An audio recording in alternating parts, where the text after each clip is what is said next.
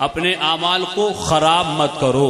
آپ تاریخ اسلام کے کچھ صفحات کو کھول کے دیکھیے گا تو پتہ چلے گا, معلوم یہ ہوگا کہ اب سے ہزاروں سال پہلے ہم اپنے مکانوں میں, اپنی دکانوں میں, اپنے مدرسوں میں, اپنی خانقاہوں میں, اپنی مسجدوں میں جو بزرگوں کا ہم چرچا کرتے ہیں, جن بزرگوں کی بارگاہ میں خراج عقیدت اور محبت پیش کرنے کی سعادتیں اور برکتیں حاصل کرتے ہیں, تو ہم ان کا ہی چرچا کرتے ہیں, انہی کا ڈنکا بجاتے ہیں جنہوں نے اللہ کی اطاعت کی, جنہوں نے رسول اللہ کی اطاعت کی, اور جنہوں نے اللہ اور اس کے رسول کی اطاعت سے منہ موڑ لیا ہے. ان کا ہم سے کوئی رشتہ اور کوئی تعلق نہیں ہے.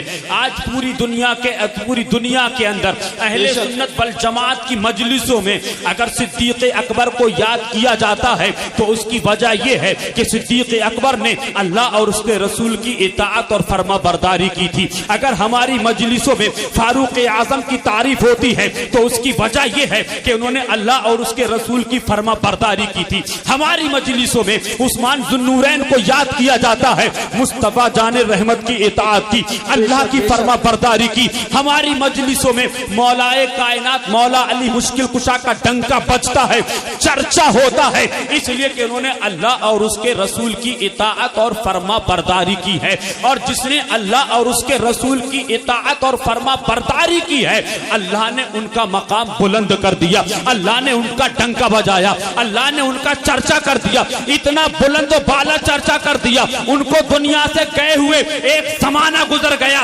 سال ہا سال گزر گئے, صدیاں گزر گئیں, لیکن جب صدیق اکبر کا نام لیا جاتا ہے تو لگتا ہے کل ہی صدیق اکبر کی بات چل رہی تھی. جب صحابہ کی بات ہوتی ہے, جب اہل بیت کی بات ہوتی ہے تو لگتا ہے کہ ان کو دنیا سے گئے ہوئے زیادہ وقت بھی نہیں گزرا ہے. مگر یہ کیا بات ہے کہ جنہوں نے مصطفیٰ جان رحمت کی اطاعت کی ہے, خدا کی قسم ہمارے باپ دادا دنیا سے چلے گئے, ہمارے لکڑ دادا دنیا سے چلے گئے, ان کو کوئی یاد کرنے کے لیے تیار نہیں ہے. مگر جنہوں نے اللہ کی اطاعت کی, جنہوں نے رسول اللہ کی اطاعت کی, ان کا نام کل بھی بلند تھا اور آج بھی بلند ہے, میدان محشر میدان قیامت تک بلند رہے. نعرہ تکبیر, نعرہ رسالت, نعرہ حیدری, نعرہ قادری, عرس تحسین ملت, نعرہ تکبیر, مسلک اعلی حضرت زندہ باد زندہ باد. حضرت خواجہ حسن بصری رضی اللہ تعالی اسلام میں, ارے بھیا جو چائے بعد میں پلا دیتے تو زیادہ بہتر تھا.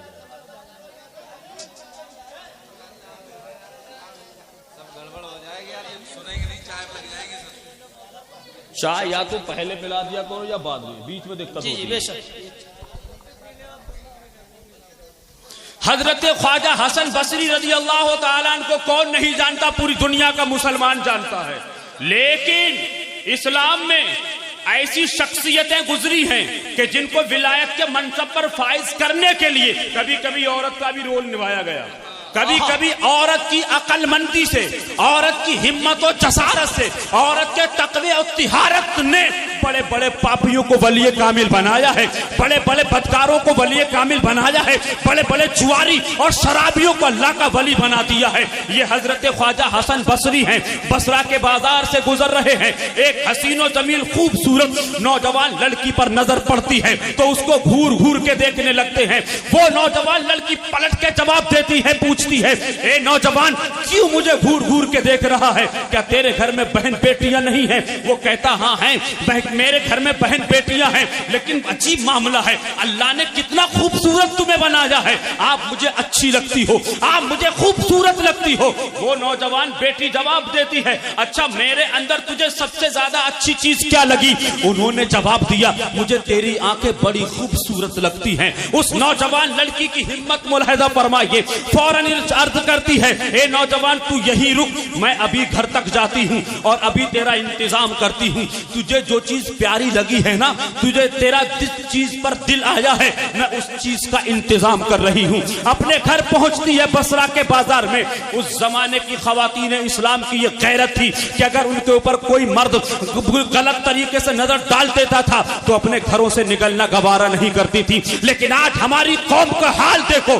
ہم کو معلوم ہے کہ ہماری بہن بیٹی کو گندی نظر سے دیکھا جائے گا, لیکن پھر بھی اتنا ٹائٹ کپڑا پہنا کر کے, اتنا چست اور اتنا سخت کپڑا پہنا کر کے شادی بیاہ میں بھیجیں گے کہ جس کو ایک مرتبہ نہیں بلکہ محلے کے نوجوان لڑکے صبح سے لے کے شام تک بار بار دیکھتے ہیں. اللہ اکبر کبیرہ. حالات بنتے چلے جا رہے ہیں. صحیح فرمایا میرے نبی نے, قرب قیامت کے قریب میں ایسا زمانہ آئے گا عورتیں ننگی گھومیں گی, عورتیں ننگی گھومیں گی. صحابہ عرض کرتے یا رسول اللہ کیا معاملہ ہے, عورتیں ننگی کیوں گھومیں گی؟ آقا فرماتے ہیں کپڑے تو پہنیں گی لیکن اتنے ٹائٹ پہنیں گی, اتنے چست پہنیں گے کہ جس سے بدن کی رنگت ابھر کر کے سب کی نظروں کے سامنے سے گزرے گی. تو اس طریقے کا کپڑا پہننا اور نہ پہننا مصطفیٰ جان رحمت کے نزدیک برابر ہے. اللہ اکبر کبیرہ. وہ نوجوان اپنے گھر پہنچی اور ایک ضعیفہ کو آواز دی, اور آواز دینے کے بعد کہا ایک بڑا برتن لایا جائے. بڑا برتن لایا گیا اور اس نوجوان لڑکی نے اپنی آنکھوں کو چھری سے کاٹ کر کے بڑے برتن میں رکھ دیا. کہاں ہیں آنکھ؟ ارے دنیا کا کفر ہمیں تمہیں جڑ سے اکھاڑ کر کے پھینکنے کی ناپاک کوشش کر رہا ہے, اور ہمارے نوجوانوں کا حال دیکھو حضرت. ہم جب مدرسے میں پڑھائی کرتے تھے ہم کو خوب ہوش ہے, خوب یاد ہے ہمارا جب کرتا کہیں بغل کی سائڈ سے ادھڑ جاتا تھا یا پھٹ جاتا تھا اور کسی میلاد شریف میں جانے کا اتفاق ہوتا تھا اس اساتذہ کے ساتھ میں, یا کہیں قرآن خوانی میں جانے کا اتفاق ہوتا تھا, تو ہماری اپنی غیرت تھی کہ ہم اس کو ہاتھ سے چھپا لیا کرتے تھے یا اس پر رومال ڈال لیا کرتے تھے.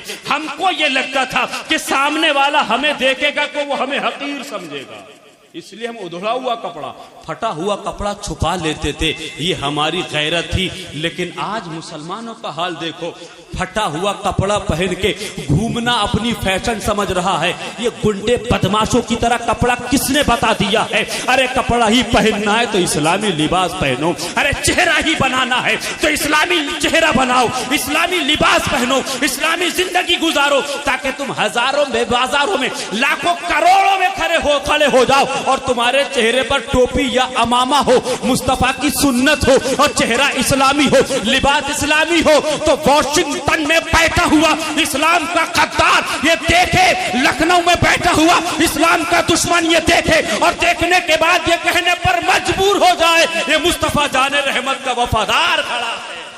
واہ سبحان اللہ سبحان اللہ, زندہ آباد زندہ آباد. یہ نبی کے در کا سچ کھڑا ہے. یہ زندگی ہونا چاہیے, یہ معمول ہونا چاہیے. اور جب یہ معمول بنے گا, یہ اسلامک رولنگ ہمارے اندر پیدا ہوگی, اسلام کے رولز کو جب ہم فالو کریں گے تو ہم چلتے پھرتے, اٹھتے بیٹھتے, سوتے جاگتے, کھاتے پیتے وقت میں آنے والی نسل کو اور موجودہ نسل کو ایک پیغام نشر کریں گے. اور وہ پیغام نشر یہ کیا جائے گا, یا خدا جسم میں جب تک کہ میری جان رہے تجھ پہ صدقے تیرے محبوب پہ قربان رہے, کچھ رہے یا نہ رہے, پر یہ دعا ہے کہ امین موت کے وقت سلامت ہم سب کا ایمان.